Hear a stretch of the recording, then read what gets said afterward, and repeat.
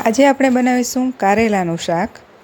કોઈપણ જાતના વધારાના મસાલાનો ઉપયોગ કર્યા વગર જ આ શાક એટલું ટેસ્ટી બને છે કે ઘરના બધાને ખૂબ જ ભાવશે। જેમને કારેલાનું શાક ન ભાવતું હોય તેમને પણ આ રીતે શાક બનાવશો તો ભાવી જશે એવું બનશે। તો ચાલો રેસીપી શરૂ કરીએ। કારેલાનું શાક બનાવવા માટે અહીં મેં 300 ગ્રામ જેટલા કારેલા લીધા છે। કારેલાને સારી રીતે ધોઈ લીધા હતા। હવે એને છીણીની મદદથી આ રીતે છીણી લેવાનું છે। જો વચ્ચે બીજ આવે તો બીજને કાઢી નાખવાનું છે।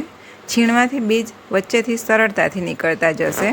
જો તમને આ રીતે કારેલા છીણતા ન ફાવતું હોય તો આપણે બીજી રીતથી કારેલા છીણીએ। એમાં કારેલાના વચ્ચેથી 2 ભાગ કરી લેવાના છે।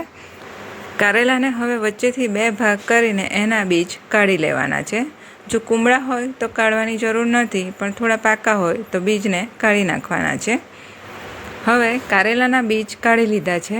હવે આપણે કારેલાને છીણી લેવાનું છે। બેમાંથી તમને જે રીત અનુકૂળ આવતી હોય એ રીતે તમે કારેલાને છીણી શકો છો। કારેલા છીણવા માટે તમે એકદમ ઝીણી છીણીનો પણ ઉપયોગ કરી શકો છો। હવે કારેલાને આપણે છીણી લીધા છે।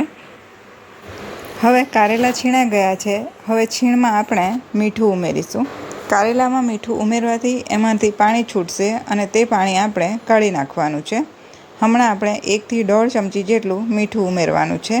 મીઠું ઉમેરીને એને સારી રીતે મિક્સ કરવાનું છે। હવે મિક્સ કર્યા પછી એને 15 થી 20 મિનિટ અથવા તો અડધો કલાક માટેનો રેસ્ટ આપવાનો છે। મીઠુંને કારેલા સાથે સરસ રીતે મિક્સ કરી દીધું છે। હવે એને ઢાંકીને 15 થી 20 મિનિટ માટે આપણે રાખી દઈશું। 15 થી 20 મિનિટ પછી ખોલીને ચેક કરતાં કારેલામાંથી પાણી છૂટું પડવા માંડ્યું છે। હવે કારેલાની છીણને આ રીતે દબાવીને એકદમ નીચોડી લેવાની છે। એમાંથી બધું પાણી કાઢી નાખવાનું છે। આ રીતે બધું પાણી દબાવીને કાઢી નાખવાથી કારેલાનું શાક જ્યારે બનીને તૈયાર થશે ત્યારે સ્વાદમાં ઓછું કડવું લાગશે।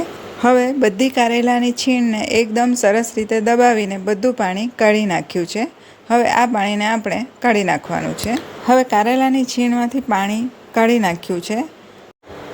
જો તમને મારા વિડીયો પસંદ આવતા હોય તો વિડીયોને લાઇક કરીને શેર કરવાનું ન ભૂલશો અને ચેનલ પર નવા હો તો ચેનલને જરૂરથી સબસ્ક્રાઈબ કરો। હવે શાક બનાવવા માટે કઢાઈમાં 1 થી 1.5 મોટો ચમચો તેલ લઈશું। હવે તેલ ઉમેર્યા પછી તેલ થોડું ગરમ થાય એટલે એમાં 5 ચમચી જેટલી હિંગ ઉમેરીશું। તમે એમાં રાઈ અને જીરું પણ ઉમેરી શકો છો। હવે એમાં 5 ચમચી જેટલી હળદર ઉમેરીશું અને આપણે જે કારેલાની છીણ તૈયાર કરી છે એ ઉમેરી દઈશું। હવે કારેલાની છીણને તેલમાં સરસ રીતે મિક્સ કરી લેવાની છે। હવે છીણને મિક્સ કર્યા પછી એને ઢાંકીને 2 થી 3 મિનિટ માટે કૂક થવા દેવાનું છે। ઢાંકીને કૂક કરવાથી કારેલું ખૂબ જ સરળતાથી એકદમ ઝડપથી ચડી જાય છે। 2 થી 3 મિનિટ પછી કારેલાના શાકને થોડું હલાવી લેવાનું છે એટલે નીચેથી લાગી ન જાય। કારેલાના શાકને હવે સરસ રીતે મિક્સ કરી લીધું છે। ફરીથી એને ઢાંકીને 2 થી 3 મિનિટ કૂક કરી લઈશું।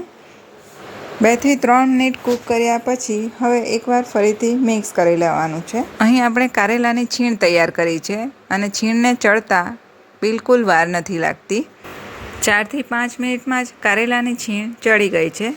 હવે કારેલાને આપણે ઢાંકવાનું નથી, આ રીતે ખુલ્લુંમાં જ 2 થી 3 મિનિટ માટે કૂક કરી લેવાનું છે એટલે એમાં જે મોઇશ્ચર હોય તે ઉડી જાય।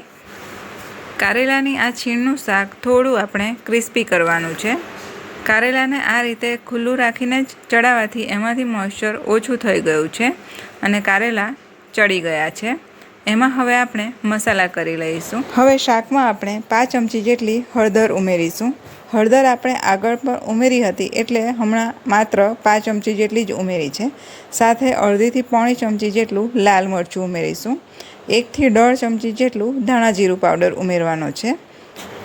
હવે શાકને વધુ ટેસ્ટી બનાવવા માટે એમાં આપણે તલ અને વરિયાળીનો ભૂકો ઉમેરવાનો છે।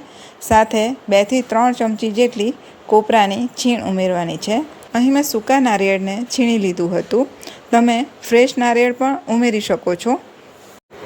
આ સ્ટેજ પર તમે આદુ મરચાં અને લસણની પેસ્ટ પણ ઉમેરી શકો છો, પણ અહીં આપણે એ નથી ઉમેરતા। બસ સૂકા મસાલાથી જ આ શાક બનાવીને તૈયાર કરીશું। હવે શાક એકદમ કડવું ન લાગે એના માટે શાકમાં 2 થી 3 ચમચી જેટલી ખાંડ ઉમેરીશું. તમને જો વધારે મીઠું પસંદ હોય તો તમે 1 ચમચી વધારે પણ ઉમેરી શકો છો. આ શાક બનાવવા માટે આપણે પહેલાં જ કારેલાની છીણમાં મીઠું ઉમેરેલું હતું, એટલે હવે આ શાકમાં આપણે મીઠું નથી ઉમેરવાનું. જો મીઠું ઉમેરવા જશો તો શાક ખારું બની જશે. કારેલાની છીણમાં આપણે ખાંડ ઉમેરી છે. ખાંડ થોડી કેરેમલાઇઝ થઈને છીણ થોડી ક્રિસ્પી બની જશે અને સ્વાદમાં ખૂબ જ સરસ લાગશે. શાક થોડું ક્રિસ્પી થાય ત્યાં સુધી એને કૂક કરવાનું છે. હવે શાકમાં થોડો લીલો ધાણો ઉમેરી દઈશું.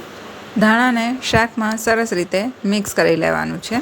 હવે ખાંડ ઉમેર્યા પછી શાકને 2 થી 3 મિનિટ માટે ધીમા તાપે કૂક કરવાનું છે. વચ્ચે વચ્ચે એને હલાવતા રહેવાનું છે એટલે શાક નીચેથી બળે નહીં. હવે કારેલાનું શાક બનીને તૈયાર થઈ ગયું છે. એને હવે આપણે ગરમા ગરમ સર્વ કરીશું. આ શાકને તમે રોટલી સાથે તો સર્વ કરી જ શકો છો, પણ આ શાક જુવારના રોટલા અથવા તો બાજરીના રોટલા સાથે પણ ખૂબ જ સરસ લાગે છે. એકવાર આ રીતે કારેલાનું શાક બનાવીને જરૂરથી ટ્રાય કરો, તમને પણ ખૂબ જ પસંદ આવશે. હવે શાકને આપણે શેકેલા તલ, છીણેલું કોપરું અને ધાણાથી ગાર્નિશ કરી લઈશું. શાક થોડું ક્રિસ્પી થઈ જાય પછી એને તમે 2 થી 3 દિવસ માટે સ્ટોર પણ કરી શકો છો.